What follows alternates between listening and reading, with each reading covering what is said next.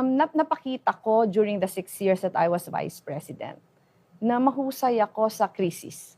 Mahusay ako sa mga difficult situations. Mabilis akong mag-isip sa... Meanwhile, Sir, ilang araw na lang, ilang linggo na lang ay huling State of the Nation address nyo na po. Ano ang dapat abangan ng ating mga kababayan at ano po yung mga maipagmamalaki yung legacy ng Duterte administration? Nothing. All I want the people is to just look around. Ito, ganito. Hindi ko ipagyabang. Una-una, hindi ko ito pera.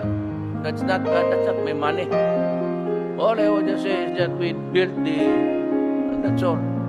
I will not grow about it in public because sabihin na ito, hindi mo pera yan. Bakit kasi payabang yan? Of course, the industry of those who were really on the ground, sila Tugade, sila Villar, ayan, Beroya, General Beroya,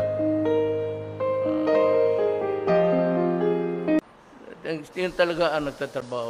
Pero ako, I will just mention what were the projects completed without necessarily attributing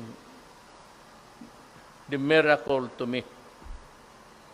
Worker ako ng government, nagtrabaho lang ako. So wala akong dapat ipagyabang. Nandito lang ako to say that it is completed. But after that, I will shut up. It's not my style to banner. Iniisip ko muna, ito ba akin, personal, pwede ko pang ipagyabang. Kung akin, okay. Pero kung mga ganito, ito ba'y pera ko? Ako ba'y nagpagod dito?